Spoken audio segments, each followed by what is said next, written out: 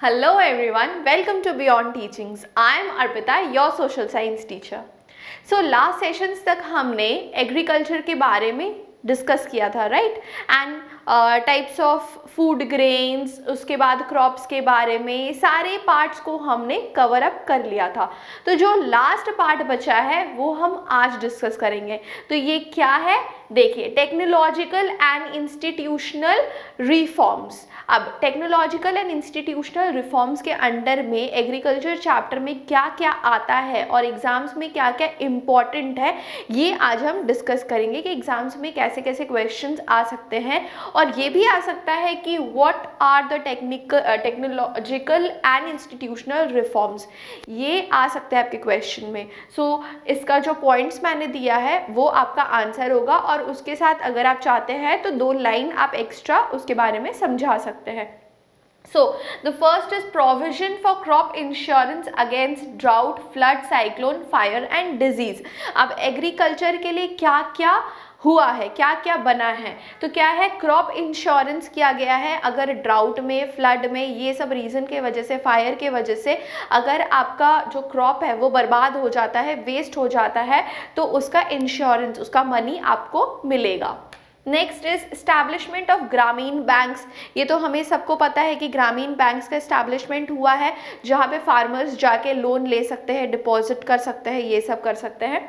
किसान credit card, अब KCC, किसान क्रेडिट कार्ड स्कीम जो है, उसमें आप, उसके अंडर में ये आता है कि आप 3 लाख रुपीज़ तक लोन ले सकते हैं. किस स्कीम के अंडर में? किसान क्रेडिट कार्ड स्कीम के अंदर में. एंड आपका अगर कुछ प्रॉब्लम होता है क्रॉप्स के साथ, या फिर इन केस अगर आपका डेथ, जो फार्मर्स है उनके डेथ हो जाते हैं, तो वहाँ पे क्या होगा, 50,000 का अमाउंट मिलेगा. और उस चीज़ से कुछ अगर एक्सीडेंट्स होता है, मेजर एक्सीडेंट्स या फिर कुछ वैसा कुछ होता है, तो उसमें आपको 25,000 तक का अमाउंट मिलेगा. तो ये क्या है, under Kisan credit card scheme के अंडर में ये आता है. Then personal accidents insurance scheme, ये इसके अंडर में अगर कोई भी एक्सीडेंट होता है या फिर कुछ गलत होता है, कुछ चीज़ हो जाता है, मेजर एक्सीडेंट्स वगैरह, तो उसमें इसके अंदर में आपको इंश्योरेंस जो है, इसकी मनी जो है वो मिलेगी. So these were the technological and institutional reforms, किसके अंडर में? एग्रीकल्चर के लिए. ठीक है. So these were the technological and institutional reforms. जो अगर आपके क्वेश्चन में टेक्नोलॉजिकल एंड इंस्टीट्यूशनल रिफॉर्म्स आता है तो आप ये सब पॉइंट्स लिख सकते हैं.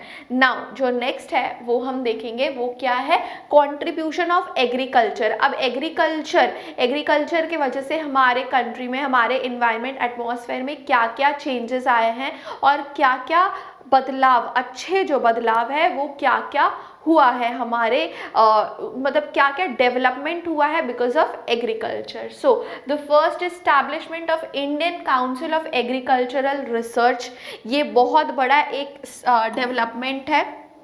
ठीक है, डेवलपमेंट ऑफ ICAR. इसके तहत क्या है कि आप कुछ भी अगर रिसर्च करना हुआ एग्रीकल्चर फील्ड में, जैसे कि कौन सा फर्टिलाइज़र कौन सा क्रॉप के लिए बहुत अच्छा होता है, कौन सा सीड्स में, कौन से सॉइल में कौन सा सीड्स बहुत अच्छा होगा, क्योंकि हाई वैरायटी जो HYV सीड्स है, ठीक है, वो सब बनाने के लिए ये सब जानने की ज़रूरत है. तो ये रिसर्च सेंटर्स में यही सब काम होता है. किससे रिलेटेड? एग्रीकल्चर से रिलेटेड.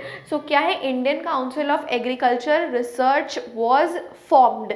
ये एक बहुत बड़ा डेवलपमेंट है, राइट?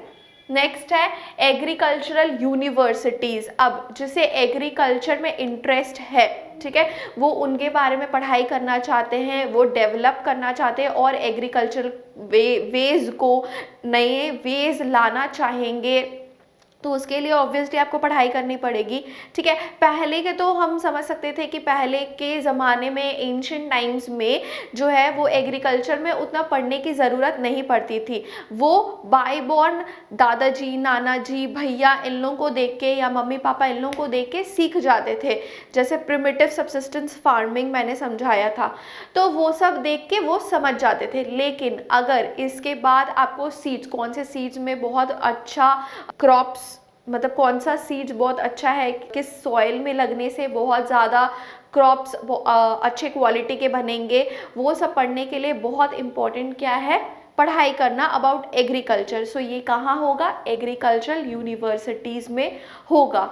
सो अब क्या है, एग्रीकल्चर यूनिवर्सिटीज़ भी फॉर्म हो गई है। Next is veterinary services. Veterinary services मतलब जहाँ पे या तो डॉग्स, मतलब जो डॉग्स कैट्स जो भी है एनिमल्स के बारे में इन सब का इलाज होता है, वहाँ पे इंजेक्शंस वगैरह दिए जाते हैं डॉग्स को, कैट्स को, पेट्स को, बफेलोज, काउज, ये सब इन सब के लिए जो सर्विसेज होती है उसे क्या बोलते हैं, वेटरनरी सर्विसेज। तो ये भी फॉर्म हुआ है।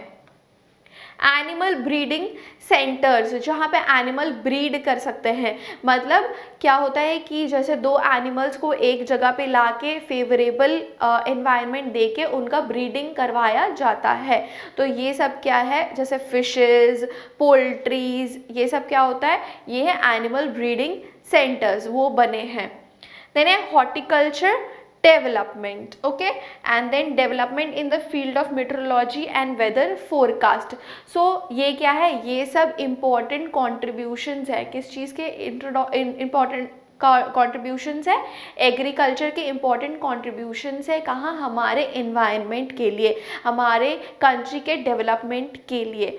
सो आपका जो एग्रीकल्चर चैप्टर है यहीं पे ख़त्म हो जाता है, और इसके बाद एक सेशन हम करेंगे जहाँ पे इम्पॉर्टेंट क्वेश्चंस जो है, कौन कौन से क्वेश्चंस बहुत इंपॉर्टेंट होते हैं एग्ज़ाम पॉइंट ऑफ व्यू से, वो हम डिस्कस करेंगे ज़रूर।